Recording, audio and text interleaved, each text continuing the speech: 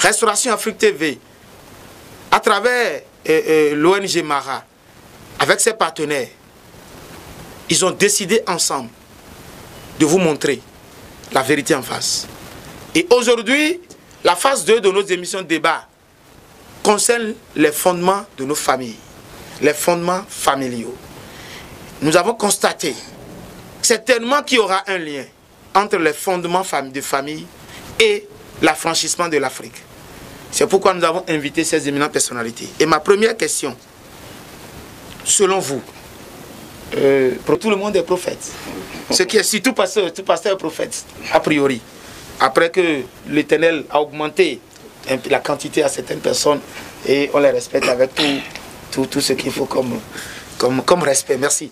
Donc je disais que, selon vous, évangéliste Amos, c'est quoi un fondement familial? Fondement familial, oui. Je pense que le fondement a fait avec l'origine. L'origine, ok. Le point de départ. Voilà. Comment est-ce que la famille a commencé? Très bien. Donc c'est un peu ça, l'idée. Oui. Prophétiquement parlant, est-ce que le mot fondement de la famille, ça a d'autres définitions qu'on peut compléter? Non, bon, le fondement c'est la base. Le commencement, le commencement, le soubassement de toutes choses. Donc sur quoi notre famille est installée? Comment ça a commencé? Comment ça a commencé? Tout comme on a cherché l'origine de l'Afrique. Ouais. Donc comment ça a commencé? Et selon vous, est-ce qu'il est important de comprendre le fondement de sa famille?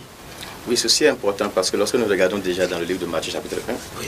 L'histoire relate, on va parler de la généalogie de Jésus-Christ. Ça veut dire qu'on nous montre déjà la source, l'origine, le parcours spirituel de Jésus lui-même. D'où il est tiré, il est sorti d'où? Sa lignée jusqu'à lui.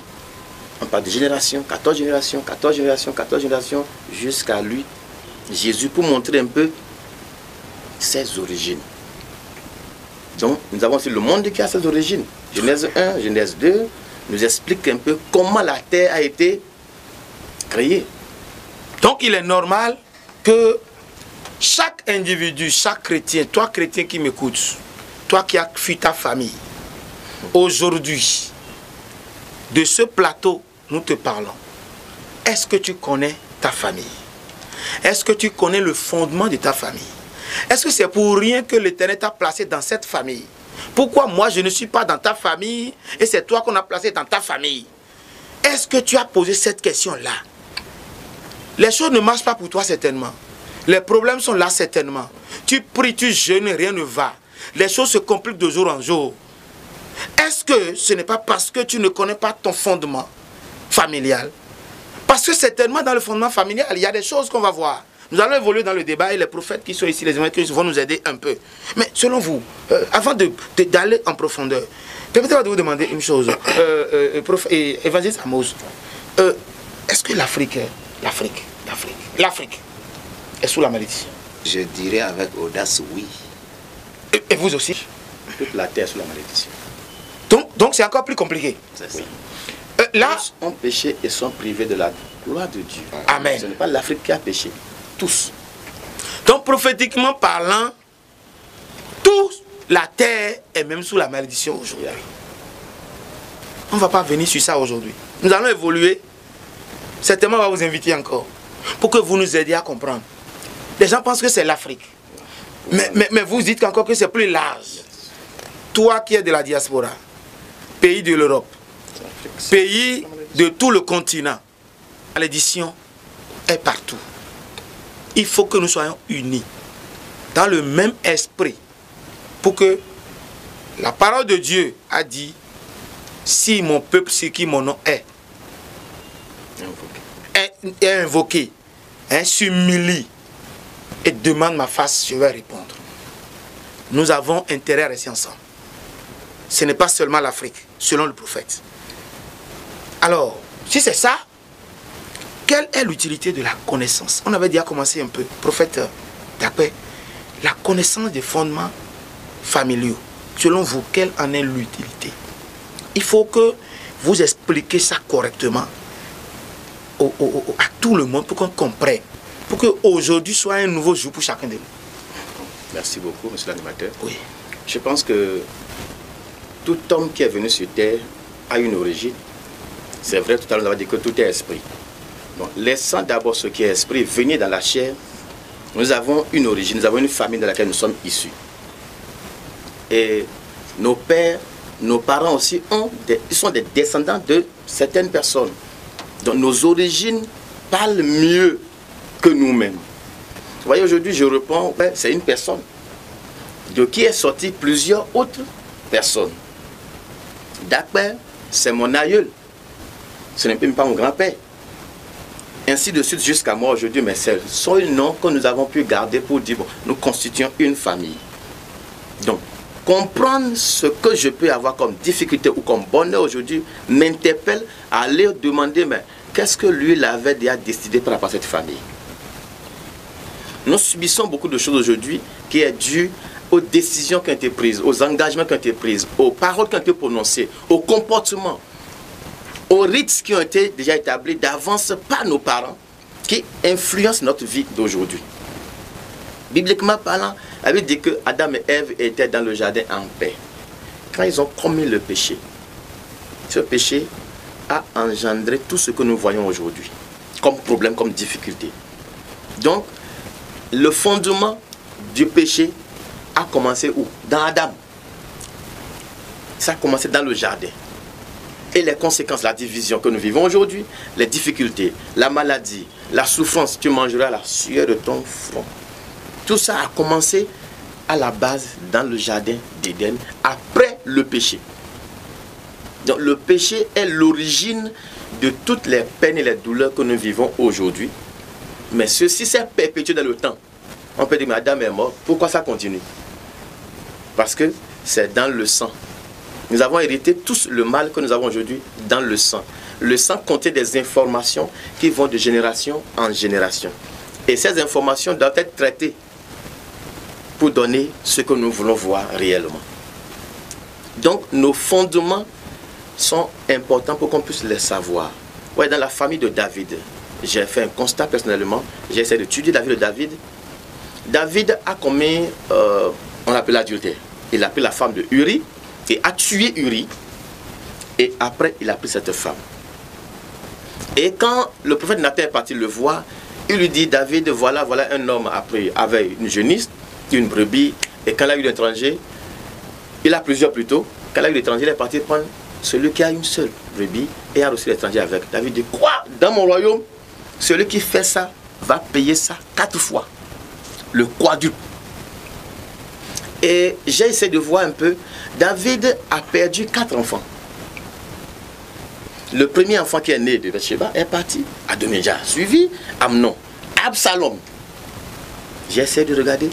Il a payé 4 fois. Ça fait les 4. Ça fait les 4. Il a perdu. Parole. Dieu a même dit que sur 4 générations, la malédiction va suivre. Et lui, il va demander 4 fois. Il va payer ce qu'il a pris. Dieu dit, je vais bénir je vais bénir à 1000 générations. 1000 générations. Mais la malédiction fait 4 générations. 4 générations. Oui, cette génération, ça évolue. Ce que mon père a fait, ça va à moi, à mes enfants et à mes petits-enfants. Et ainsi de suite. Mais la bonté de Dieu est plus large que ça. D'accord. Merci beaucoup. La bonté de Dieu est plus large que ça. Ouais, ça va à 1000 générations. Donc c'est plus beaucoup que merci beaucoup. Je crois que selon le prophète, c'est très utile de connaître son fondement. Est-ce que l'évangéliste a quelque chose à augmenter? D'abord, qu'on corrige quelque chose. Oui. Parce que la plupart des chrétiens, quand on parle de malédiction, ils ont horreur. Tout le monde veut se faire saint. Et non, je ne suis pas sûr. C'est comme si on veut les attribuer quelque chose de très mauvais. Et ils commencent par réagir. Ah, moi, je ne veux pas. Mais ce que nous voulons dire est que notre état de vie, les conditions dans lesquelles nous sommes, prouvent déjà que nous sommes sous la malédiction.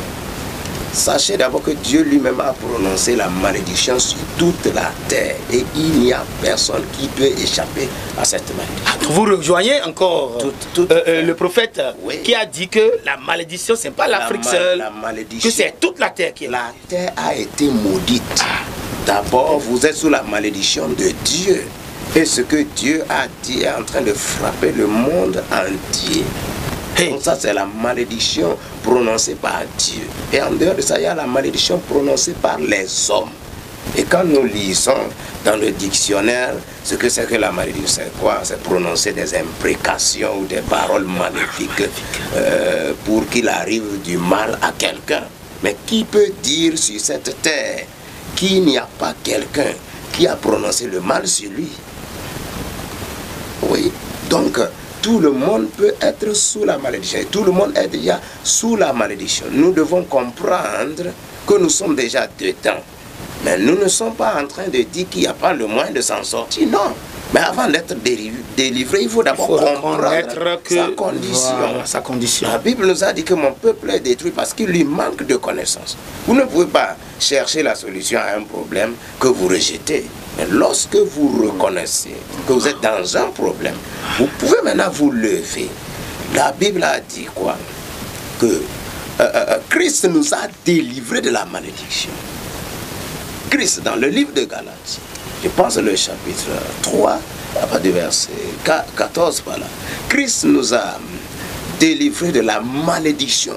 Car il est écrit, maudit soit quiconque est pendu au bois, afin que les bénédictions d'Abraham aient sur nous son accomplissement. De quelle malédiction Christ nous a délivrés?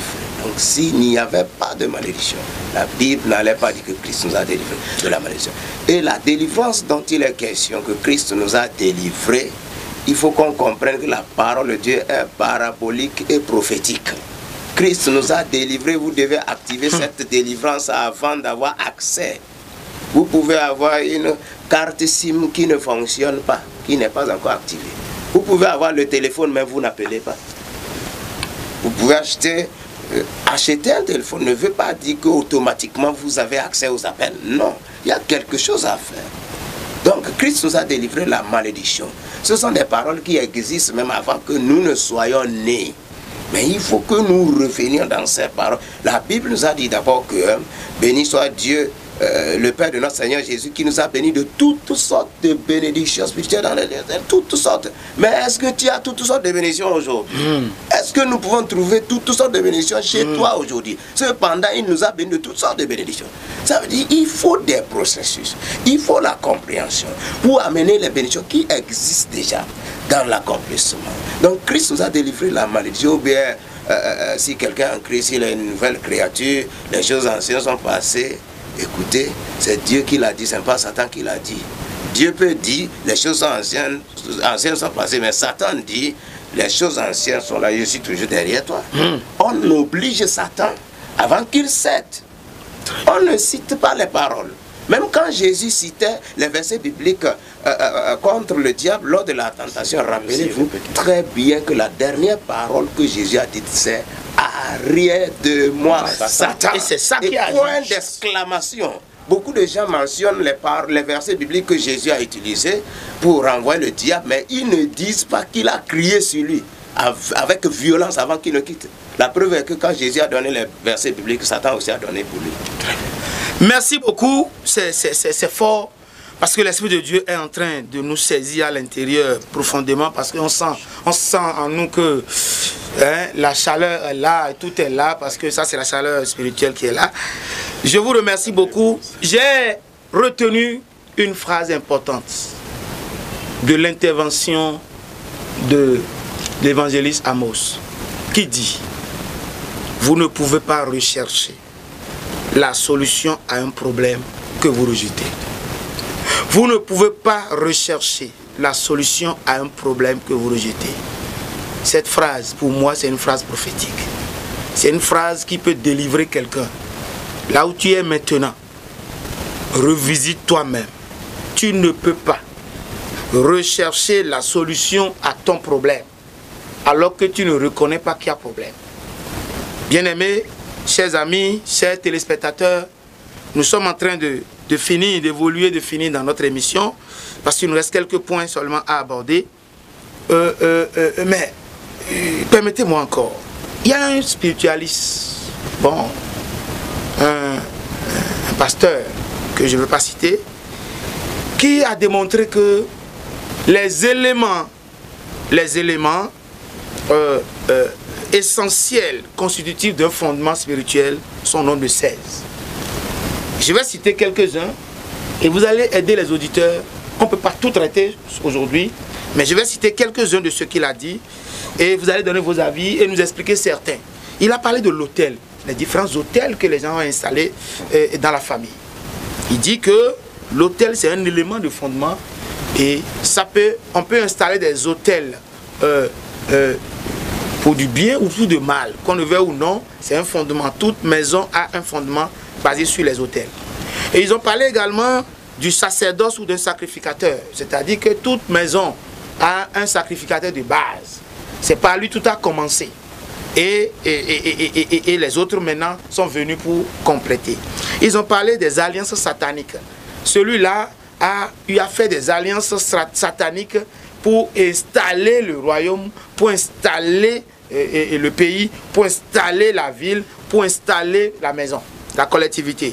Il a parlé également des symboles de l'alliance. C'est-à-dire qu'il y a des symboles qui caractérisent l'alliance qui ont été mis. Des fois, on peut symboliser ça par un serpent, symboliser par une telle chose. Il y a aussi des serments et des vœux, des promesses qu'on fait à l'alliance.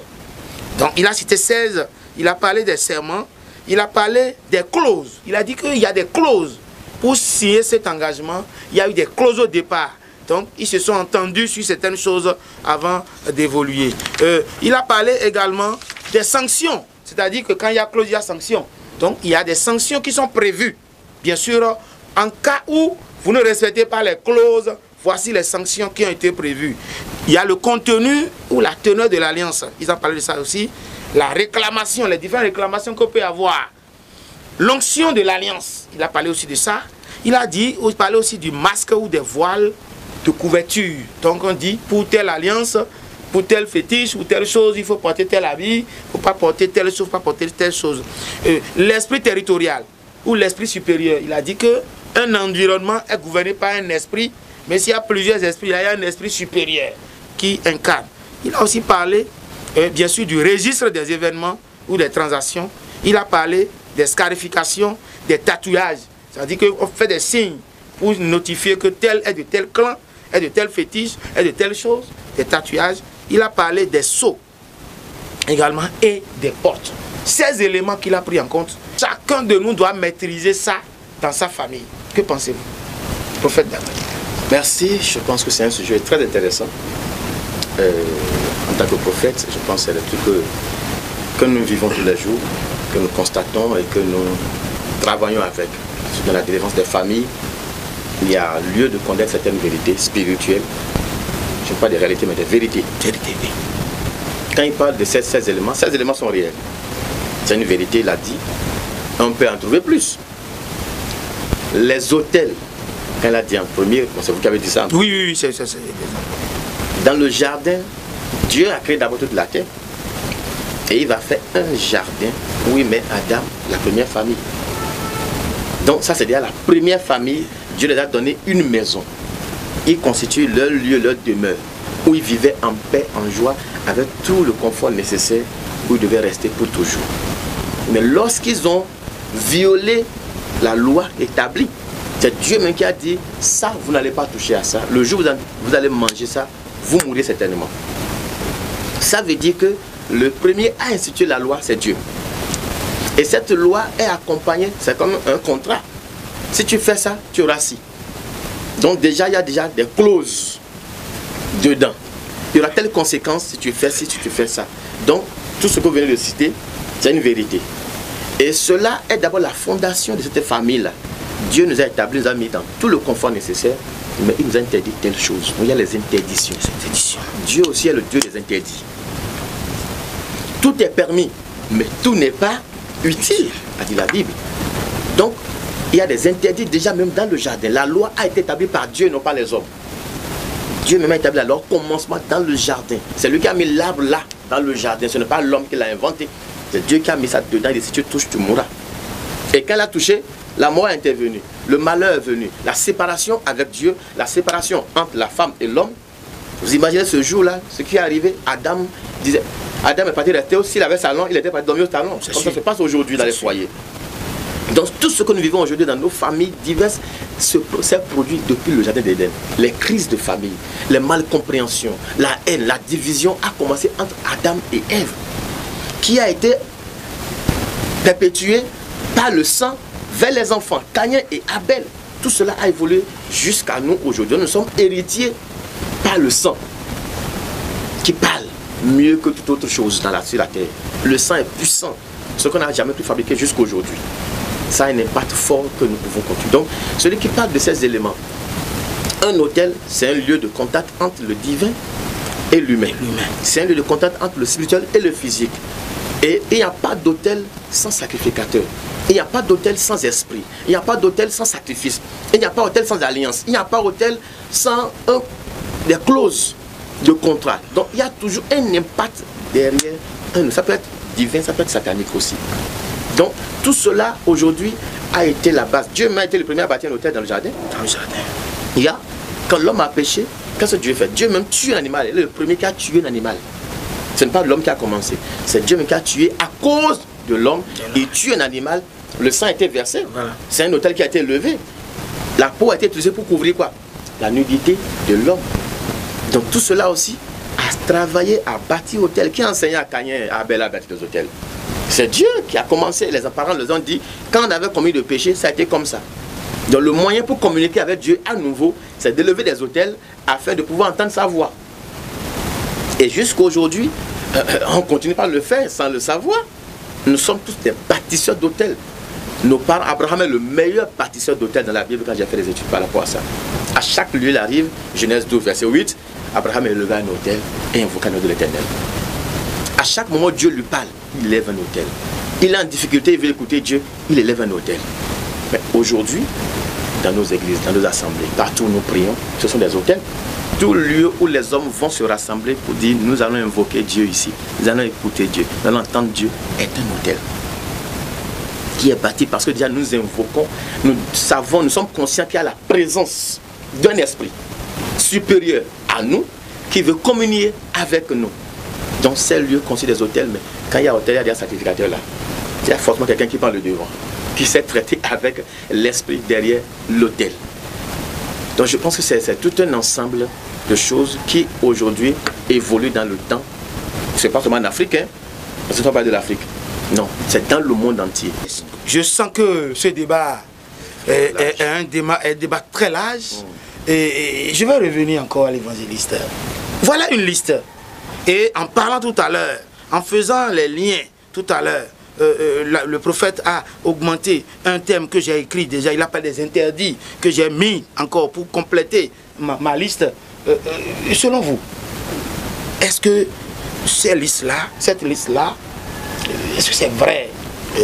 Quand on installe un peuple, est-ce que tous ces éléments-là, tout à l'heure qu'on a démontrés, sont des éléments vrais qui existent? Dans la Bible, au fait, c'est ce qui fait le problème de beaucoup de chrétiens. Il y a des réalités spirituelles qui ne peuvent être connues que par révélation. Ces choses sont réelles, les alliances sont réelles, les autels sont réels. Moi, par exemple, mon papa était déjà chrétien avant que je ne sois né. Quand j'ai commencé l'œuvre de Dieu, j'avais pensé que je suis une personne libre. J'avais pensé que je suis une personne libre. Mais ça n'allait pas. Ça n'allait pas. Mais un jour, je dormais. Quand j'ai vu un homme qui discutait avec moi, il me disait que je suis très petit, que je suis né quand pour pouvoir arrêter ces choses-là. Il me dit que même mon papa, c'est un enfant devant lui, c'est les enfants qu'on a accouchés avant-hier. Mon vieux père qui a déjà peut-être 80 ans ou plus. Et c'était dans une rivière où il n'y avait pas de l'eau, mais il y avait des pierres. Et on tuait des poules, on grillait des poules au feu, comme ça pour manger la chair. Donc quand je me suis réveillé, ce jour, mon papa était là, chez moi, ici à Parakou. Et il ne dormait pas la nuit là. J'ai demandé, papa, est-ce que vous faisiez des sacrifices dans une rivière qui se présente de telle façon? Il a dit oui. En ce moment, j'étais petit. Il dit, oui, le fétiche a dit que vous êtes petit. Il dit, mais nous, on allait seulement pour griller les poulets et manger la chair. Ah, donc c'est là que j'ai compris que c'est sérieux. J'ai des choses à détruire avant d'être libéré. Vous savez, lorsque vous lisez le livre d'Apocalypse, vous verrez qu'il y a des choses que Jésus a révélées à Jean, mais qui ne sont pas dans les évangiles. Dans les évangiles. Apocalypse, c'est un livre de révélation. Ça veut dire que si on devait s'arrêter aux 4 évangiles et aux épîtres, la plupart de ce que Jean a vu, nous n'allons pas les connaître. Il avait un animal qui a tel nombre de têtes, ou une femme qui est assise sur les eaux, qui est ivre du sang, des saints, tout ça là. On ne trouve pas ça, ni dans les évangiles, ni dans les actes des apôtres, ni dans les épîtres. Cependant, ce sont des réalités. Et Jean chapitre 21, le verset 25, je pense, a dit qu'il y a beaucoup d'autres choses que Jésus a faites et que si on devait les écrire, on n'aurait pas de livres pour contenir ces choses. Donc nous devons comprendre que ceux qui nous ont fait cette liste d'éléments spirituels qui existent sont des personnes spirituellement expérimentées. Et vous-même, votre condition de vie et ce qui se passe autour de vous prouve déjà qu'il y a un problème. Et vous devez comprendre que ces choses sont réelles. Comme vous venez de le dire, c'est très vaste. J'ai assez d'expérience sur la plupart des choses qui viennent d'être citées ici, mais il n'y a pas de temps pour parler. Parce que mon peu d'expérience, voilà, ces choses sont réelles. Merci beaucoup. Vous constatez, chers téléspectateurs, avec nous, que le fondement est très utile. Nous devons connaître d'où nous sommes partis. Si tu ne connais pas, tu ne reconnais pas qu'il y a un problème, tu ne peux pas trouver la solution. Chers téléspectateurs, rapprochez-vous de vos pasteurs. Rapprochez-vous, comme on le dit, des sachants, pour comprendre les fondements de vos vies. Au cas contraire, vous allez faire jeûner les pasteurs. Vous allez les faire jeûner du matin au soir. Ils vous aiment. Ils ont fait beaucoup de choses pour vous. Mais vous allez toujours dire, lui il est toujours riche et moi je suis toujours pauvre. Vous allez toujours dire, pourquoi les pasteurs sont riches? La parole de Dieu a dit, celui qui te bénit sera béni. Le pasteur bénit tout le monde. Ça veut dire quoi? Si parmi vous, il y a des gens qui ont la grâce de Dieu, la grâce de bénédiction de Dieu, même si lui-même ne reconnaît pas, et étant donné que le pasteur l'a déjà béni, le pasteur bénit en retour. Toutes les bénédictions que lui vous a envoyées, Dieu le lui rétrocède cela également. Il ne peut qu'être riche. Va chercher ton fondement, mon cher frère. Ma soeur, cherche ton fondement. Demande à tes parents. Ne va pas en tant que chrétien qui connaît tout. Va comprendre. Oui, demande, on va t'expliquer. Et quand tu connais ton fondement, tu peux savoir sur quelle ligne il y a encore des problèmes. Sur quelle ligne il y a encore des difficultés. Quel fondement n'a pas encore brisé. Le pasteur a dit, son père était un chrétien déjà. Avant sa naissance. Pour lui, il ne connaît pas les cicatrices comme moi. Il ne connaît pas tout ce qu'on m'a fait pour que j'existe. J'ai dit, je puisse rester en ce moment-là. Donc lui déjà dit, tout va bien. Mais par la grâce de Dieu, Dieu lui a ouvert les yeux. Dieu a dit, ça pouvait passer à côté. Dieu pouvait être en train de lui parler, il ne va pas comprendre. Et les choses vont demeurer telles ou bien vont s'empirer. Toi qui nous écoutes, aiguise tes oreilles spirituelles pour que Dieu puisse te révéler. Aiguise tes yeux spirituels pour que Dieu puisse te révéler ce qu'il faut. Pour que tu puisses aller connaître le fondement de ta famille pour agir en conséquence. Chers téléspectateurs, nous sommes en train d'aller à la fin, tel que je l'ai dit. Nous avons déjà dit que autant que nous sommes, la terre est dans la malédiction.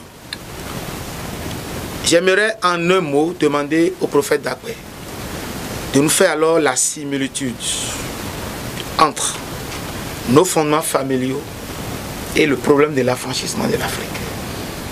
Merci. Je pense que le problème de l'Afrique est le problème du monde entier. Maintenant, si je vais m'adresser particulièrement aux Africains, Oui.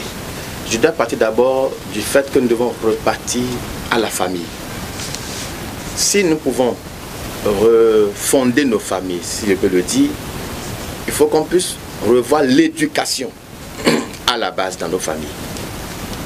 Il est vrai qu'il y a des malédictions, je n'en disconviens pas. Il y a des liens, il y a des alliances qui existent. Mais toutefois, nous devons revoir notre éducation à la maison. Vous voyez, une femme, bien un homme, bon, c'est les filles, souvent on voit ça, qui te dit, à qui les parents disent souvent, quand un parent dit à sa fille, si c'est Dieu là-bas, là, reviens à la maison. Ça, c'est éducation, c'est pas fait de malédiction. Et ça devient un lien, parce que chaque fois, quand ça devient difficile, maman, vraiment, j'ai été situation avec mon mari, ça ne va pas. Il dit, c'est ce qu'on entend souvent. Et même si c'est des garçons, quand ils parlent, on dit, si ça dit, il faut la renvoyer là. Ça, c'est l'éducation. Or, pendant ce temps, ce qu'elle est en train de vivre là-bas qui est difficile, quelqu'un de supporter ça ailleurs, et dans le temps, ça s'arrange, et ce foyer est béni pour 50 ans de mariage, 60 ans de mariage, et le bonheur revient. Mais parce que l'éducation à la base n'a pas favorisé cela, on trouve que c'est une malédiction. Donc nous devons revoir l'éducation à la base, déjà à la maison. Pour l'Africain, nous avons cette éducation de l'égoïsme. On ne partage pas, je veux réussir seul, je veux m'en sortir seul, je m'en sors, je ne veux pas que quelqu'un soit à mon niveau. Ça, c'est un constat que nous devons corriger au niveau de l'Africain, l'égoïsme. De l'Africain aussi, cet état aussi de satisfaction. Des oignons. Ça, c'est le fond qui dit ça. C'est que tel que je suis là, non, ce n'est pas mal, ça va. Non, ça ne doit pas être comme ça. Nous devons chercher toujours à aller, toujours de gloire en gloire. De gloire en gloire. C'est-à-dire chercher toujours à faire mieux et à se rendre utile pour la société. Nous n'avons pas été créés pour nous-mêmes. Dieu nous a créés pour un but, c'est-à-dire pour apporter une solution à ceux qui sont autour de nous. Il y avait des problèmes à notre naissance. Nous ne sommes pas là pour les augmenter. Nous sommes là pour diminuer les problèmes par les solutions que nous apportions. Donc déjà, nous devons commencer par nous bénir entre nous. L'Africain est beaucoup trop négatif souvent. Ouais, nous sommes trop souvent dans la négativité de nos paroles. Il y a quelqu'un qui se lève le matin et dit la galère, non. Mais ce n'est pas possible. On ne peut pas nous lever le matin avec les mauvaises paroles, dormir avec les mauvaises paroles. Aujourd'hui même, nous croyons plus aux démons qu'en Jésus-Christ qu'aux anges. C'est le constat que j'ai fait. On veut se coucher le soir. Seigneur, je prie avec ma petite fille souvent, mes enfants. Je leur dis, prions. Jésus, nous voulons dormir, viens avec nous. Au nom de Jésus, nous avons prié. Amen. On appelle le démon à chasser. Jésus est avec nous. Amen. Je suis avec vous jusqu'à la fin du monde. Les enfants doivent être conscients que Christ est avec eux. Il est Emmanuel. Mais si des gens qu'on va dire tous les démons, les sorciers cette nuit, qui vont venir attaquer mes enfants, mais on apprend aux enfants déjà à croire à la présence des sorciers qui vont venir contre eux. Et quand ils vont dormir, ils vont rêver, voir les sorciers. Voir des choses bizarres. Je crois, je suis un homme spirituel aussi, je crois à certaines choses. Mais il faut qu'on puisse revoir le concept, l'Église en particulier, doit revoir l'éducation spirituelle que nous donnons à l'Église, aux membres. Nous les faisons voir trop le diable que Dieu. Les prières de combat par-ci, par-là, ça s'en est aussi d'autres pas trop. Je crois à la délivrance. Je crois que les démons existent, on les chasse. Mais leur donner plus de pouvoir que Dieu, nous sommes plus conscients de la négativité que de la positivité. La positivité. Ce matin, je me lève, je commence pas, je fais un rêve, je me réveille. Je n'attaque pas d'abord les démons que j'ai vus. Je commence à rendre grâce à Dieu, par le bénir, pour sa présence, pour son amour, pour la grâce qu'il m'a donnée de voir ces choses. Et je prends autorité dans le nom de Jésus, je refuse cela, ça ne va pas s'accomplir dans ma vie. Et à l'origine, quand nos femmes sont enceintes, qu'est-ce que nous faisons? La science a prouvé que l'enfant est conscient à 60% de tout ce qu'on fait autour de lui.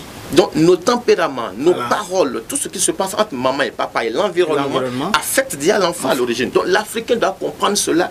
Et les Européens ont compris ça, que quand la femme est enceinte déjà, on comprend toutes les dispositions. Je dis souvent aux femmes, elles disent non, quand il dit mon âge, on dit, je dis, j'augmente 9 mois. Je suis né le jour où je suis venu dans le ventre de maman. Je ne suis pas né le jour où je suis sorti du ventre. Voilà. Ma naissance, maman, le jour elle a pris conscience que je porte un enfant, son attitude a changé. L'alimentation a changé. Tous les soins qu'on doit prendre ont changé. Donc déjà là, papa est conscient que je suis père. Ce n'est pas le jour où c'est né, je suis père. Non, non, non. Ça commence depuis là-bas. Donc l'éducation commence depuis le sein, dans le ventre de la maman. Et on doit changer de comportement, de parole, d'attitude. Parce que tout cela constitue après des fondements. Très bien. Ce que nous disons, on insulte la maman devant les enfants. Maman insulte papa. Papa va boire et revient, comme Noé a fait. Ouais, souvent on tient ça comme la source d'une malédiction, qui affecte peut-être l'Afrique d'autre part. Mais les réalités sont autres. On doit aller au-delà de diable seulement. Mais nous devons nous-mêmes là, nous sommes source de malédiction des fois, nos paroles, nos comportements de paresse. Ouais, tu es pauvre. Au lieu d'aller te travailler, tu restes là, dis Seigneur, donne-moi travail. Ça veut dire, non, prépare tes dossiers, soit va chercher du travail. Des noms des Adjigans, hein. Amen. La prière n'allait pas les chics dans le pied. Il faut une lame pour l'enlever. Et l'âme, là, c'est l'argent qui achète ça. Donc, il faut travailler pour s'en sortir. Quand Dieu va faire, Dieu ne fera pas ce que tu n'as pas décidé à faire aussi. Dieu a promis. Mais l'accomplissement de certaines promesses de Dieu est déterminé par notre attitude nous-mêmes. Il dit, si tu obéis à la voix de l'Éternel ton Dieu, Deutéronome 28, voici les bénédictions qui vont t'accompagner. Donc ça veut dire que la bénédiction est conditionnelle.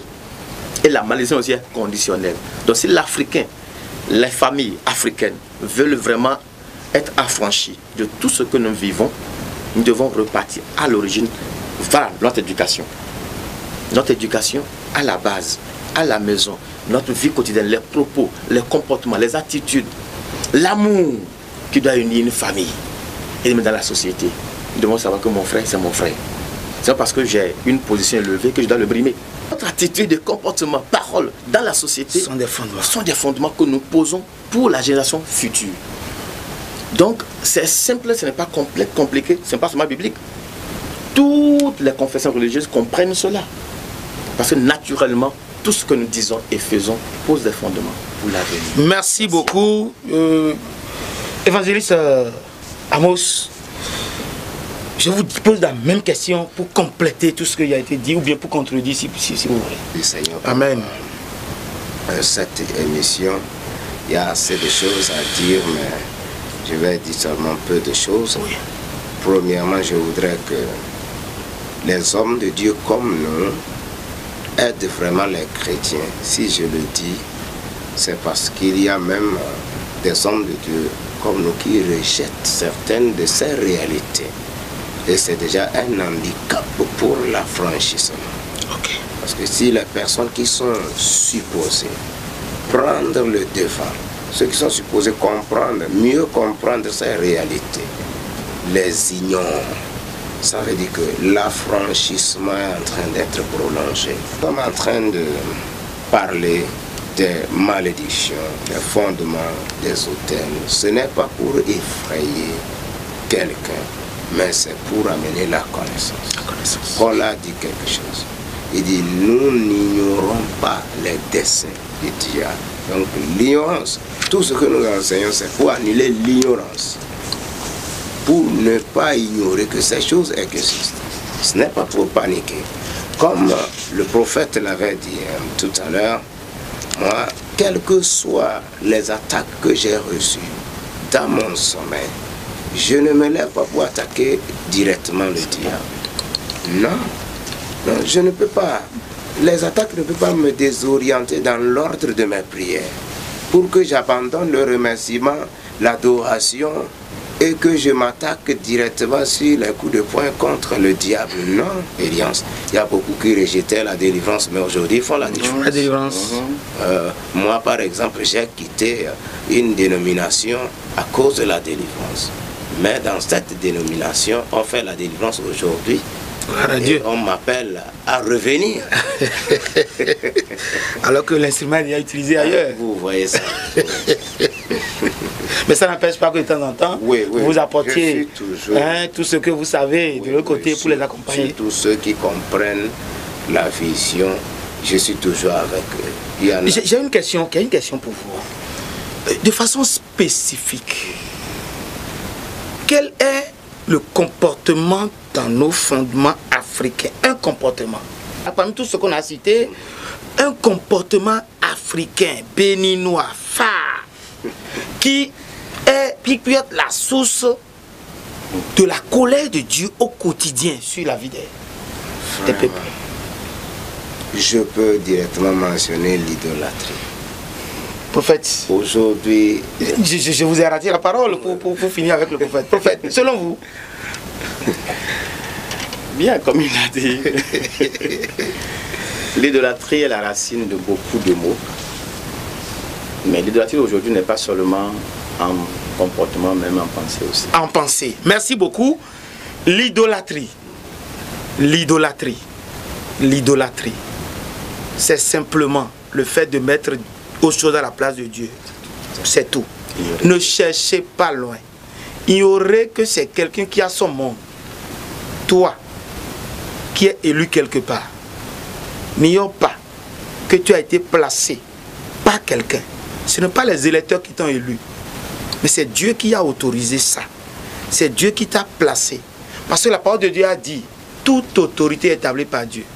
Toi qui es chef quelque part, toi qui es pasteur, toi qui es responsable à divers niveaux, lorsque tu te places à la place de Dieu, tu ouvres la porte à la malédiction pour le peuple. Lorsque tu prends quelqu'un à la place de Dieu, tu ouvres la porte à la malédiction. Ce qui est sûr, nous en avons parlé aujourd'hui. Nous ne pouvons pas continuer plus que ça. Nous allons faire rapidement un tout dernier tour de table. D'abord, vous dis merci pour l'invitation, pour cette opportunité, pour cette grâce. Merci aussi aux spectateurs. Que Dieu bénisse chacun d'entre nous. Et je veux nous encourager, à décider de chercher le chemin de l'affranchissement qui est Jésus-Christ.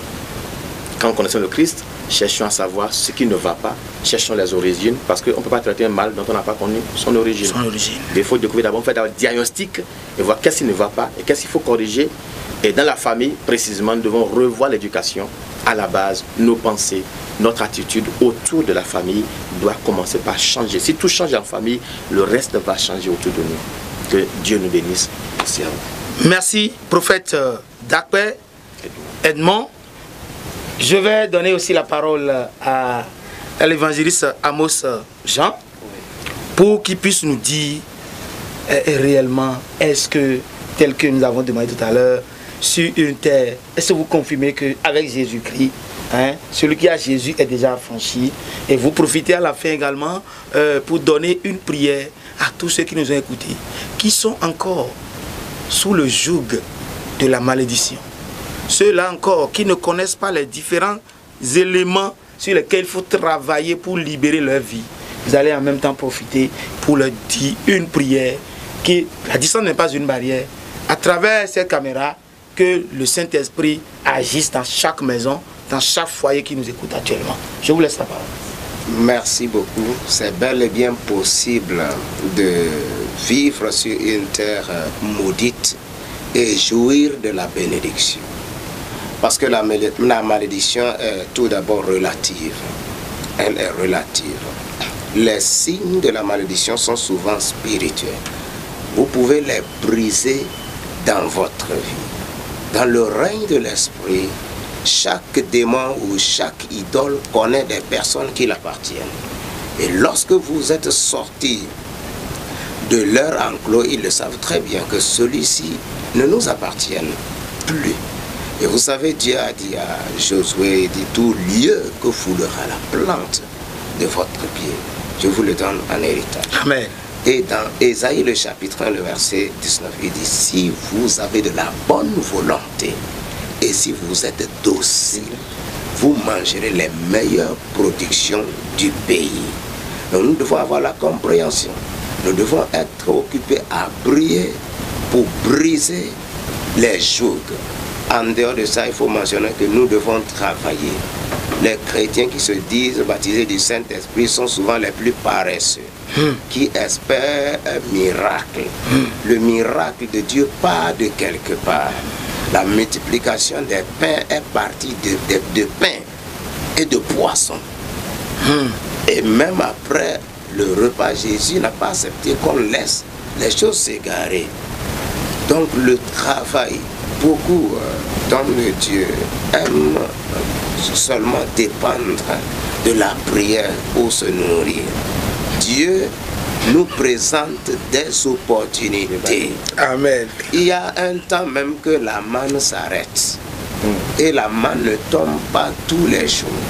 Donc nous devons travailler. Si Dieu veut te bénir, il va passer par l'œuvre de tes mains, quelque chose que tu fais. Nous devons travailler tout en Ça, c'est une autre émission, certainement, que cette représentateur vous aurez d'ici quelques jours, parce que nous devons tout faire.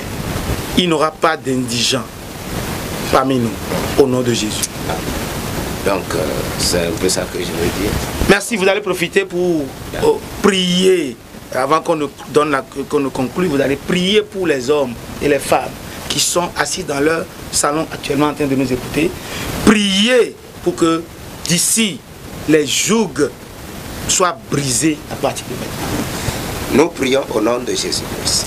Père, nous bénissons ton nom pour cette opportunité et je profite de ce privilège pour prier pour quiconque est en train de nous suivre en ce moment et qui est imprégné par cette émission, par la réalité de l'existence de la malédiction dans sa vie et qui est en train de subir des conséquences. Je déclare au nom de Jésus-Christ que en ce moment, tout joug de servitude, de captivité, dans ta vie, tout autel qui te contrôle, toute malédiction qui couvre ta génération est brisée au nom de Jésus-Christ de Nazareth. La Bible dit que Christ nous a racheté de la malédiction. Je déclare, là où tu me suis, au nom de Jésus-Christ, la malédiction qui est sur ta vie est brisée maintenant. Amen. Je déclare que toute forme de chaîne et de cep du diable dans ta vie tombe maintenant au nom puissant de Jésus-Christ de Nazareth. Je déclare ta libération. Au nom de Jésus. À partir de maintenant, tu ne seras plus sous la malédiction. Tu es délivré. Ta génération est délivrée. Et Dieu va t'utiliser pour libérer ta famille. Au nom de Jésus-Christ de Nazareth. Et nous avons prié. Amen.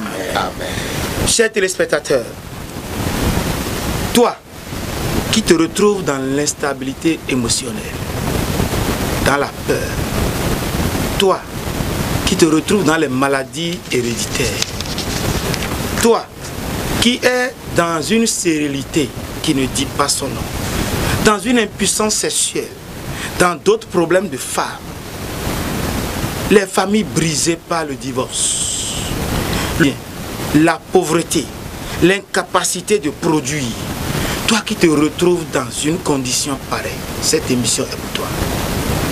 Les critères pour reconnaître quelqu'un qui est sous la malédiction montrent, chers téléspectateurs, que l'Afrique est sous l'emprise de la malédiction.